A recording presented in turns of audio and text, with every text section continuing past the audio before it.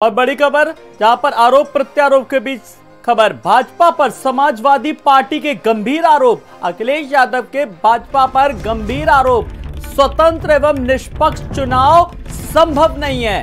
भाजपा की सत्ता लालच के चलते यह संभव नहीं है। भाजपा कार्यकर्ता बनकर के काम कर रहा है पुलिस, और पुलिस प्रशासन जो है वो भाजपा के कार्यकर्ता बनकर के काम कर रहे हैं। अखिलेश यादव ने कहा दरअसल गोला में स्वतंत्र रूप से मतदान नहीं करने दिया गया। अखिलेश यादव ने कहा वहीं मतदाताओं को स्वतंत्र रूप से मतदान नहीं करने दिया गया। इलेक्शन कमीशन को पहले इस बात की जानकारी दी गई थी, अवगत कराया गया था। तो इलेक्शन कमीशन से जो कार्रवाई की उम्मीद थी वैसी कार्रवाई नहीं हुई। अखिलेश यादव ने कहा उपचुनाव को लेकर के लोकतंत्र के लिए ये खतरे की घंटी है।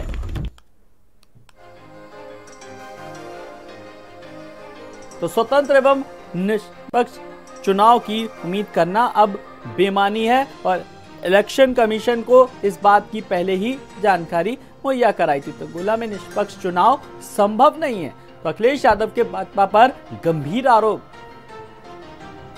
तो पुलिस पर भी सीधे तौर पर उन्होंने कहा कि पुलिस जो है वो एक भाजपा के कार्यकर्ता के तौर पर काम कर रही है, उसकी तरह काम कर रही है। तो अखिलेश यादव के भाजपा पर गंभीर आरोप, स्वतंत्र एवं निष्पक्ष चुनाव संभव नहीं है। गोला में स्वतंत्र रूप से मतदान नहीं हुआ। दरअसल गोला में उपचुनाव को लेकर के आज जो टक्कर थी प्रत्याशी के बीच में, अरविंद गिरी के निधन के बाद जो सीट खाली हुई थी उसको लेकर के आज उपचुनाव था। और इस उपचुनाव में किस तरीके से जो प्रत्याशी के साथ जो सम्मन जारी होता है, जो कार्रवाई की जाती है, लेकिन इस पूरी कवायद के बीच अखिलेश यादव ने साफ तौर पर कहा कि लोकतंत्र के लिए ये कहीं ना कहीं एक खतरे की घंटी है। अखिलेश यादव के भाजपा पर गंभीर आरोप।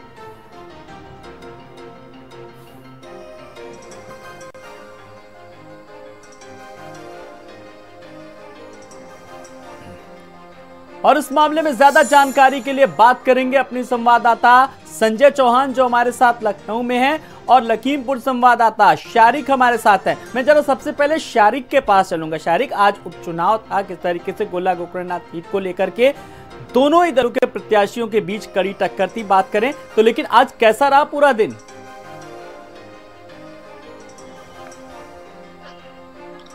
बिल्कुल आलोक, देखिए आज 3 नवंबर था और उपचुनाव का गोला उपचुनाव को लेकर जो है यहाँ पर सुबह से ही मतदान के लिए लंबी लंबी लाइनें देखने को मिली। अगर पूरे दिन की बात करें तो कहीं पर ईवीएम की ख़राब होने की शिकायत, वीवीपैट की शिकायत, इसके अलावा जो कुछ बंधक बनाने जैसी भी शिकायतें आई थी। तो तमाम जो चीज़ें हैं जो हम लोगों ने आज पूरा दिन देखी, वो तमाम आरोप प्रत्यारोप के दौर से गुजरता रहा। समाजवादी पार्टी की तरफ से कई बार इलेक्शन का भी शिकायत की गई, इन तमाम चीज़ों को लेकर जो प्रशासनिक स्तर पर की जा रही थी और दूसरी भाजपा की तरफ से की जा रही थी। तो तमाम ऐसी चीज़ें हम लोग को आज देखने को मिली है। और फिलहाल अगर वोट परसेंटेज की बात की जाए तो 5 बजे तक 68% वोट पड़ चुके हैं। तो ऐसी उम्मीद जताई जा रही है कि 10% के आसपास 6 बजे तक चूंकि वोटिंग और बढ़ेगा। तो पूरे दिन आज आरोप प्रत्यारोप का दौर जरूर देखने को मिला। आलोक जी, आरोप प्रत्यारोप का दौर देखने को मिला। शारिक हमारे साथ बने हुए हैं। संजय, मैं आपके पास आ रहा हूं। संजय, जिस तरीके से कई लोगों को बंधक बनाया गया, कुल मिलाकर के जिस निष्पक्ष तरीके से मतदान की बात की जा रही थी वो चीज नजर नहीं आई, और इसीलिए शायद अखिलेश यादव को अब आगे आना पड़ा। किस तरीके से उन्होंने बयान दिया और भाजपा पर आरोप भी लगाए।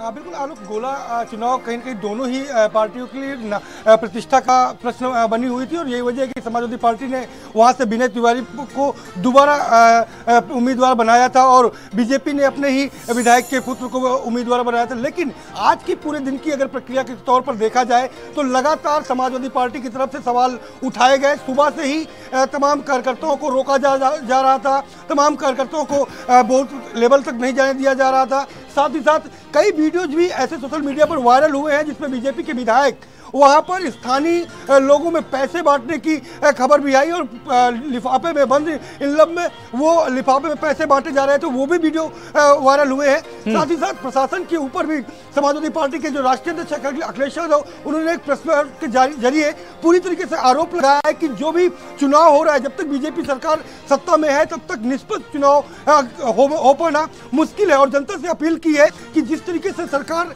इस पूरे चुनाव को निष्पक्ष नहीं होने दे रही है, जनता बढ़ चढ़ करके वोट करे और समाजवादी पार्टी को जिता करके दिखा दे कि सरकार चाहे जितना जो अपनी मनमानी है वो कर रहे, लेकिन जनता उसी को जिताएगी जो जनता के लिए काम करेंगे। तो कहीं ना कहीं तमाम बार जो है अखिलेश यादव का ट्वीट देखने को मिला, समाजवादी पार्टी की तरफ से प्रेस रिलीज जारी करके आरोप लगाए गए, साथ ही साथ चुनाव आयोग में शिकायत भी की गई है। आलोक जी बिल्कुल संजय, आप हमारे साथ बने रहिए। शारिक के पास एक बार चलेंगे। शारिक, चूंकि आप दिन भर वहां से सुबह से इस मतदान को पूरी तरीके से कवर कर रहे हैं, आपने किस तरीके की अनियमितता वहां पर पाई? क्या वहां पर बंधक बनाया गया प्रत्याशी के समर्थकों को, या किस तरीके की, जरा पूरी तस्वीर जानने की कोशिश करेंगे शारिक आपसे।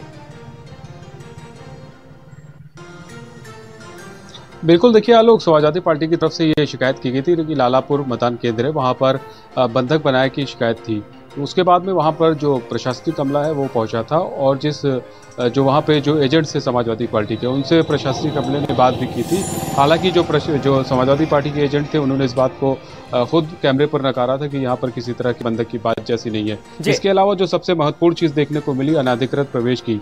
तमाम ऐसे लोग हम लोग को देखने को मिले जिनका प्रवेश वर्जित था, उस इलाके में या उस बूथ पर प्रवेश नहीं कर सकते थे। खासतौर पर मोहम्मदी के विधायक भाजपा से जुड़े हुए हैं लोकेंद्र बहादुर, उनका ये प्रवेश हम लोगों ने देखा। अमीरनगर इलाके में जिस तरह से वो बूथों पर निरीक्षण कर रहे थे, तो इसको लेकर भी समाजवादी पार्टी की तरफ से सवाल उठाए गए थे और शिकायत भी दर्ज कराई गई थी। हालांकि डीएम की तरफ से इस बात का कहना भी है कि इस मामले को लेकर जो संज्ञान लिया गया है और इसमें मामले में जांच के बाद कार्रवाई भी की जाएगी।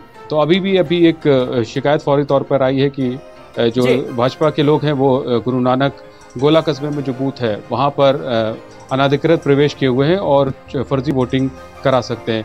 तो इस बात को लेकर भी शिकायत की गई है समाजवादी पार्टी की तरफ से। तो तमाम ऐसी शिकायतें हम लोग को बिल्कुल शिकायतें तमाम सारी आई संजय, समाजवादी पार्टी की तरफ से। बिल्कुल संजय, इन तमाम सारी शिकायतों को लेकर के इलेक्शन कमीशन तक भी बात पहुंची, लेकिन उसमें भी कोई जिस तरीके से समाजवादी पार्टी उम्मीद कर रही थी वो कार्रवाई नहीं की, जिसके चलते समाजवादी पार्टी की नाराजगी साफ तौर पर सामने आई।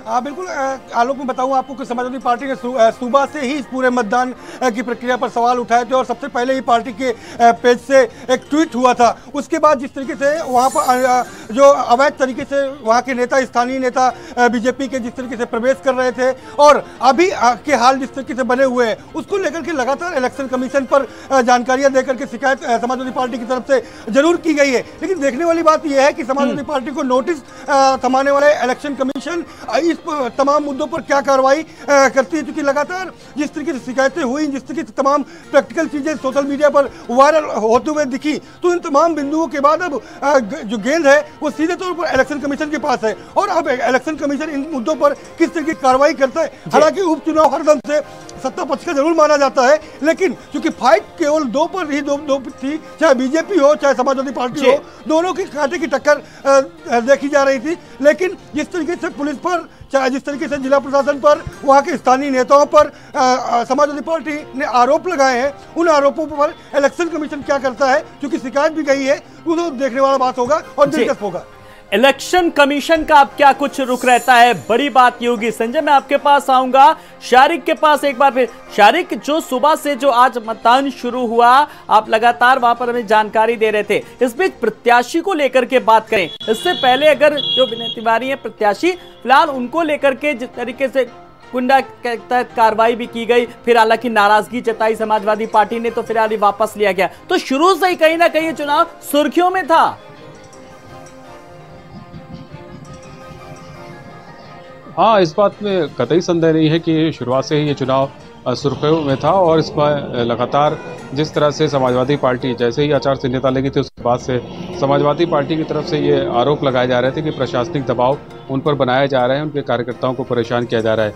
कल भी चुनाव से एक दिन पहले, मतदान से एक दिन पहले जिस तरह से समाजवादी पार्टी की तरफ से शिकायत की गई थी कि जो उनके कार्यकर्ता हैं, जो उनके एजेंट्स बनने वाले हैं, उनको उठाया जा रहा है। तो जिस तरह से लगातार पूरा लगभग एक महीना जिस तरह से प्रचार चला और उसके बाद आचार संहिता लगी रही, तो कहीं ना कहीं समाजवादी पार्टी की तरफ से जो प्रशासनिक दबाव है, सरकारी मशीनरी का दुरुपयोग है, उसके आरोप लगातार लगते रहे थे और आज भी हम लोगों ने यही देखा जिस तरह से तमाम सारी शिकायतें की गई।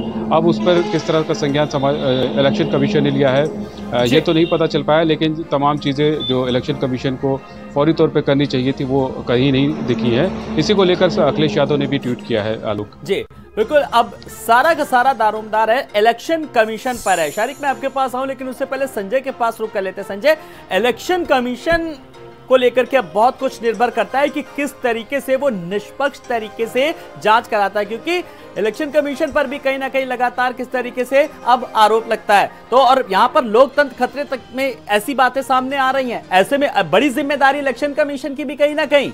बिल्कुल आलोक, मैं बताऊं आपको कि जो आम चुनाव थे विधानसभा के 2022 के, उन चुनाव को के समय भी समाजवादी पार्टी ने आरोप लगाया था और हर विधानसभा में 20,000 से ज़्यादा वोटों को काटे जाने का आरोप था। और यही वजह है कि इलेक्शन कमीशन ने समाजवादी पार्टी को नोटिस भेज करके 10 नवंबर तक उसका जवाब मांगा है, और पूरे प्रमाण के साथ, जिसकी तैयारी समाजवादी पार्टी खुद कर रही है, और विधानसभा वार उन सारे प्रमाण को मंगाया जा रहा है। बिल्कुल, क्या कुछ कार्रवाई होती देखना होगा। बहुत बहुत शुक्रिया संजय इस तमाम सारी जानकारी के लिए, और शारिक आपका भी बहुत बहुत शुक्रिया। अगली खबर की ओर रुख करेंगे।